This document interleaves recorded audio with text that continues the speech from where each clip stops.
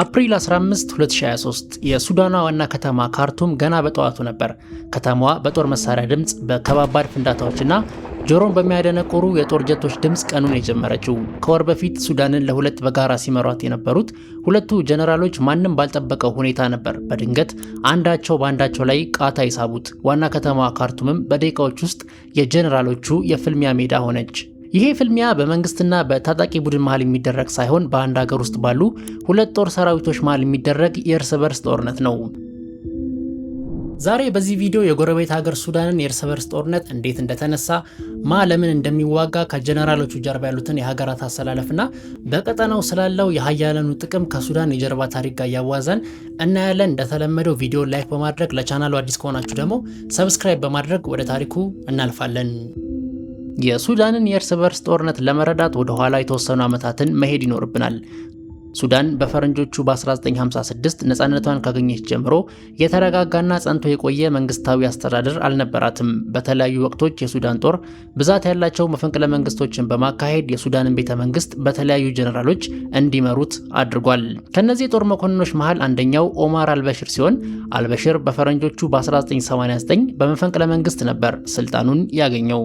በአልበሽር የስልጣን ዘመን ብዛት ያላቸው ውጊያዎች በሱዳን ውስጥ ይደረጉ የነበረ ሲሆን ከደቡብ ሱዳን ተገንጣይ ኃይሎች አንስቶ እስከ ዳርፉሩ ግጭት ድረስ ሱዳን ለዓመታት ሰላም የራቃት ሀገር ነበረች። አልበሽር እነዚህን ግጭቶች በኃይል ለመቆጣጠር ቢሞክርም ደቡብ ሱዳንን ከመገንጠል ዳርፉርንም ከምድራዊ ሲኦልነት ሊታደጋቸው አልቻለም ነበር። በ2000ዎቹ መጀመሪያ በህዝባዊ ተቃውሞ መልክ የጀመረው የዳርፉሩ ቀውስ ቀስ በቀስ መልኩን ቀይሮ ወደ ዘርን ተኮር ወዳረገ ግጭት ነበር የተቀየረው። ህዝባዊ አመጹን በመንግስት ጦር ለመቆጣጠር ከባድ የሆነበት የአልበሽር መንግስት እዛው ዳርፉር ውስጥ ያሉ የአረብ ዘር ያላቸውን ታጣቂዎች በተለምዶ ጃንጃዊድ ሚሊሻ የተባሉትን በገንዘብና በጦር መሳሪያ በመደገፍ ህዝባዊ አመጹን እንዲያፍኑለት ያደርጋል። ባለፈረሶቹ ጃንጃዊድ ሚሊሻዎች አልበሽር የሰጣቸውን ፍቃድ ተከትሎ በመቶ ሺዎች የሚቆጠሩ ጥቁር ሱዳናውያንና ነባር የዳርፉር ነዋሪዎችን ያለ ምህረት ገለዋል። በሚሊዮን የሚቆጠሩትንም ከአካባቢው አብረው አፈናቅለዋቸዋል። በዚህ በዳርፉሩ የዘር ማጽዳት ዘመቻ ላይ አንድ ነጥብ የወጣ ሰው ነበር። እሱም የግመል ነጋዴ ነበረውና በኋላም የጃንጃዊዱ ሚሊሻ አዛዥ የሆነው መሐመድ ሐምዳን ደጋሎ በቅጽል ስሙ ሄሜቲ ነው። ሄሜቲ ከዘመቻው በኋላ በአልበሽር ስልጣን ተሰጥቶት በዳርፉሩ ጭፍጨፋ የፈጸሙትን ሚሊሻዎች የሱዳን ፈጥኖ ኃይል ደራሽ በሚል ስያሜ የተሰጥቷቸው ሄሜቲም የዚህ ጦር አዛዥና የፕሬዝዳንት አልበሽር ጠባቂ ቀኝ እጅ ለመሆን በቅቷል። ኦማር አልበሽር በአንድ ሀገር ውስጥ ሁለት ጦር ሰራዊት ያደራጀው ራሱ ወደ ስልጣን ከመጣበት ከመፈንቅለ መንግስት ራሱን ለመጠበቅ ሲሆን ሁለት የተለያዩ ጦር በመያዝ አንዱን በጥርጣሬ እንዲያይና ይህም አለመተማመን አልበሽር ከስልጣን ማንም እንዳያነሳው በማሰብ ነበር እነዚህን ሁለት ጦሮች ያደራጀው።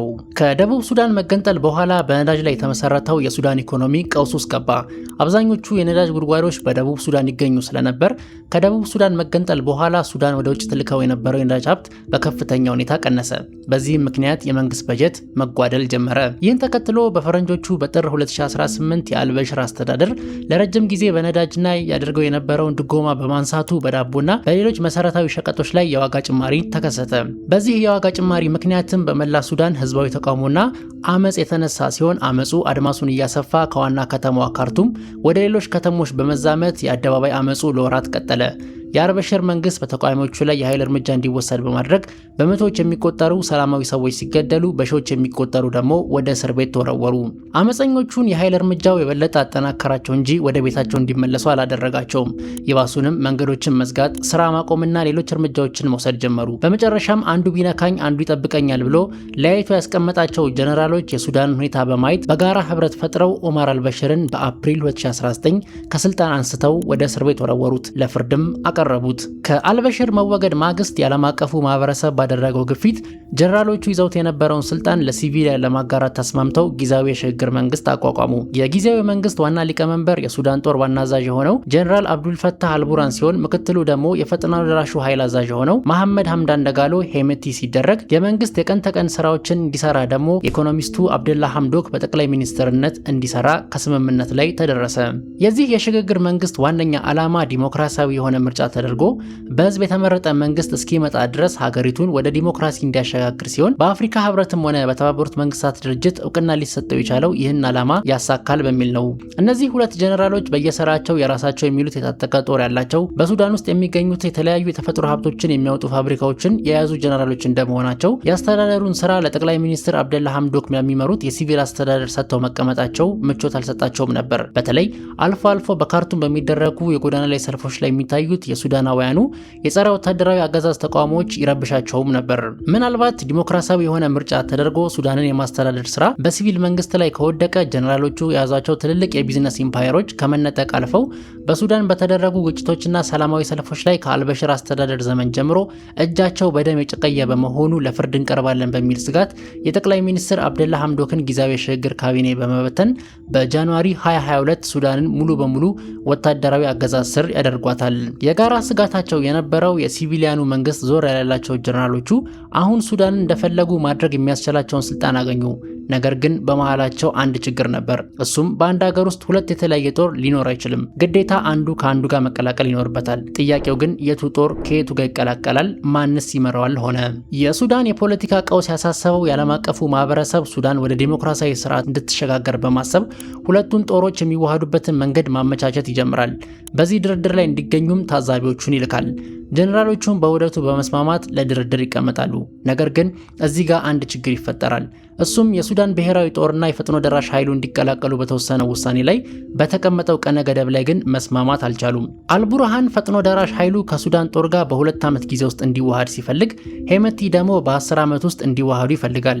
አልቡርሃን ቶሎ ጦሩን በመዋሃድ የጠንካራ ጦር መሪ መሆን የሚፈልግ ሲሆን፣ በአንጻሩ ደግሞ ሄመቲ በዳርፉርና በሌሎች አካባቢዎች ያሉት የወርቅ መውጫ ፋብሪካዎችና ሌሎች ቢዝነሶቹን አስጠብቆ ለመቆየት በስሩ እንደፈለገ የሚያዘው ተወርዋሪ ጦር ይፈልጋል። እናም ይህ አለመስማማት ነበር እየተካረረ ሄዶ በመጨረሻም ከቁጥጥር ውጪ የወጣው። በአፕሪል 15 2023 ጠዋት መላው ዓለም በሰበር ዜና ነበር ከእንቅልፉ የነቃው።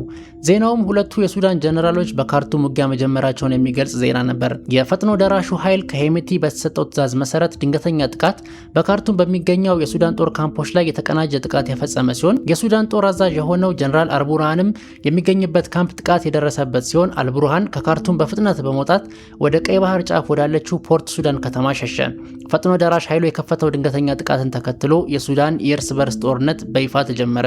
በመጀመሪያዎቹ ቀናት ጦርነቱ ከዋና ከተማ ካርቱም አልፎ ወደ ሌሎች ከተሞች የተስፋፋ ሲሆን የፈጥኖ ደራሹ ኃይል ዋና ከተማዋን ጨምሮ ብዙ አካባቢዎችን በቀላሉ የተቆጣጠረ ሲሆን የሱዳን ብሔራዊ ጦር ዋና ማዘዣውን ፖርት ሱዳን ላይ በማድረግ በመልሶ ማጥቃት አየር ኃይሉን በመጠቀም ካርቱምን ጨምሮ ሌሎች ቦታዎች ላይ ያሉ የፈጥኖ ደራሽ ኃይል ካምፖች ላይ እርምጃ መውሰድ ጀመረ። የሱዳኑ ጦርነት የሁለት የጦር አበጋዞች የጥቅምና የስልጣን ግጭት ብቻ ነው ማለት አይቻልም። ይልቁንም ከሁለቱ ጀነራሎች ጀርባ የራሳቸው ጥቅም ማስከበር የሚፈልጉ ሀገራትና የሚያደርጉት ድጋፍና ተጽዕኖ ጦርነቱን አባብሶታል። የፈጥኖ ደራሹ ኃይል አዛዥ ሐምዳን ደጋሎ የሱዳንን ምዕራባዊና ከፊል ማዕከላዊ አካባቢዎችን የተቆጣጠረ ሲሆን በተለይ በዳርፉርና በአካባቢው በቢሊዮን ዶላር የሚቆጠር ገቢ የሚያስገኙ የወርቅ ማውጫ ፋብሪካዎችን ያስተዳድራል። ከፋብሪካዎቹ የሚወጡት ወርቆችም ሙሉ በሙሉ በሚባል ደረጃ የምትወስደው የተባበሩት አረብ ኤምሬትስ ናት። ኤምሬቶች ጥቅማቸው እንዳይነካ በሚል ሄሜቲ ይህን ጦርነት እንዳይሸነፍ ብዛት ያላቸው የጦር መሳሪያዎችን በሶስተኛ ሀገራት በኩል ለፈጥኖ ደራሹ ታቀርባለች። በአብዛኛው በቻድ እንዲሁም በሊቢያው የጦር አበጋዝ ሐሊፋ ሀፍታር በኩል ሲሆን ከቅርብ ጊዜ ጀምሮ በኢትዮጵያ በኩል የጦር መሳሪያ ድጋፍ እያደረገች እንደሆነ የሚያሳዩ ሪፖርቶች በዓለም አቀፍ ሚዲያዎች እየወጡ ይገኛሉ። ሄሜቲም በምላሹ በሊቢያው የጦር አበጋዝ ለሆነው ለካሊፋ ሀፍታር ተዋጊዎቹን የሚልክ ሲሆን ኤሚሬቶችን በሰፊው ይሳተፉበት የነበረውን የየመኑ ጦርነት ላይ የቅጥር ወታደሮችን ከፈጥኖ ደራሹ ኃይል በኩል ይልክላቸውም ነበር። በሌላኛው ሳይድ ደግሞ የሱዳን ህጋዊ መንግስት ነኝ የሚለው የጀነራል አብዱልፈታህ አልቡርሃን ጦር የሚደግፉት በትንሹ 4 የሚሆኑ ሀገራት አሉ። ዋነኛዋ ግብጽ ስትሆን ግብጽ በአባይ ወንዝ ላይ ያላት ጥቅም የተነሳ በሱዳን ውስጥ የተረጋጋ መንግስት እንዲኖር ትፈልጋለች። ለዚህም ሲባል ፊቱን ከኢትዮጵያ አዝሮ ወደ ግብጽ ለወገነው አልቡርሃን የዲፕሎማሲና የመሳሪያ ድጋፍ ታደርጋለች። ከግብጽ በተጨማሪ ሳውዲ አረቢያና ኳታር የኤሚሬቶችን ተጽዕኖ በቀይ ባህር በኩል እንዳይኖር በሚል በተመሳሳይ መልኩ ድጋፋቸውን ለአልቡርሃን ያደርጋሉ። ቱርክም በበኩሏ የሄሜቲ ከእስራኤልና ከኤሚሬቶች ጋር ያለው ግንኙነትን በአይነ ቁራኛ ስለምትመለከተው የድሮንና የጦር መሳሪያ ድጋፍ ለአልቡርሃን ታደርጋለች። ከነዚህ ሀገራት በተጨማሪ በትግራይ ውስጥ ያሉ የህወሓት ጀነራሎች ከሱዳን ጦር መሳሪያና ነፃ የመጓጓዣ ኮሪደርን ለማግኘት በሚል አርሚ 7 የተባለውን ኃይል በሱዳን ውጊያ ውስጥ ከአልቡርሃን ጎን ሆነው እንዲሳተፍም አድርገዋል። በአሁኑ ሰዓት የሱዳኑ ጦርነት ላለፉት 3 ዓመታት ይሄ ነው የሚባል ውጤት ሳያስገኝ እንደቀጠለ ሲሆን የሱዳን ጦር ከ2 ዓመታት ውጊያ በኋላ ዋና ከተማዋ ካርቱምን ከፈጥኖ ደራሹ ኃይል በጃንዋሪ 2026 በኃይል የነጠቀ ሲሆን ዋና መቀመጫውንም ከፖርት ሱዳን ወደ ካርቱም ሲያዞር ይኸው የአልቡርሃን ጦር የሱዳን ህጋዊ መንግስትነቱን አውጆ የሱዳንን የተባበሩት መንግስታት ድርጅት መቀመጫ ወንበርንም ይዞ ይገኛል። በአንጻሩ ደግሞ የፈጥኖ ደራሹ ኃይል ዋና መቀመጫውን በሱዳን ምዕራባዊ ክፍል ያደረገ ሲሆን ከድሮም ጀምሮ በሚታወቅበት ንጹሃንን የመጨፍጨፍና የማፈናቀል ስራው በዳርፉር አካባቢ እንደቀጠለበት ይገኛል። የሱዳን ፍርድ ቤት የፈጥኖ ደራሽ ኃይሉ መሪ የሆነውን ሄሜቲን በሌለበት የሞት ፍርድ የፈረደበት ሲሆን አሜሪካንን ጨምሮ በተባበሩት መንግስታት ድርጅት የፈጥኖ ደራሽ ኃይሉ በሲቪሊያን ላይ በሚያደርሰው እልቂትና የዘር ጭፍጨፋ ምክንያት ማዕቀብ የተጣለበት ሲሆን እነ ሄሜቲ ግን ትይዩ የሆነ የሱዳን መንግስትን በማቋቋም እኛም ህጋዊ የሱዳን መንግስት ነን እያሉ ይገኛሉ። የሁለቱን ጀነራሎች ጦርነት ለማስቆም በተለያየ ጊዜ በተለያዩ አካላት የተኩስ አቁምና የሰላም ድርድር ጥረቶች ቢደረጉም ሁለቱም ጀነራሎች ካላቸው ግትር አቋምና የያዙት ዓለም አቀፍ የጥቅም ትስስር ላለማጣት በሚል ለይስሙላ ለድርድር እሺ በሉ እንጂ ወዲያውኑ ተመልሰው ሲዋጉ በተደጋጋሚ ታይቷል። በዳቦና ነዳጅ ላይ በሳንቲም ደረጃ ጭማሪ ተደረገብን በሚል የተነሳው የሱዳን ህዝባዊ ተቃውሞ መልኩን ቀይሮ አምባገነኑን አልበሽርን ከስልጣን ቢያወርደውም የሱዳን ህዝብ ሲመኘው ወደ ነበረው ወደ ዲሞክራሲያዊ ሀገርነት ከመቀየር ይልቅ ሁለት የስልጣን ጥመኛ የሆኑ የጦር አበጋዞች የእሳት መጫወቻ ሆኗል። በዚህም የተነሳ በመቶ ሺዎች የሚቆጠሩ ሱዳናውያን ህይወታቸውን በጦርነቱ ሲያጡ በሚሊዮን የሚቆጠሩ ሱዳናውያን ከሞቀ ቤታቸው ተፈናቅለው በጎረቤት ሀገራትና በተለያዩ ስደተኛ ጣቢያዎች ውስጥ የስቃይ ኑሮን እያሳለፉ ይገኛሉ። እናንተስ በሱዳን ጉዳይ ምን ታስባላችሁ? ሀሳባችሁን ኮሜንት ላይ አስቀምጡልኝ። እንደዚህ አይነትና ተመሳሳይ ቪዲዮዎች በብዛትና በጥራት ቻናል ውስጥ አለ፣ ገብታችሁ ተመልከቷቸው። በቀጣይ በሌላ ባሪፍ ቪዲዮ እስክንገናኝ ድረስ እስከዛው ድረስ የዩቲዩብ ቻናሉን ሰብስክራይብ እያደረጋችሁ ጠብቁኝ።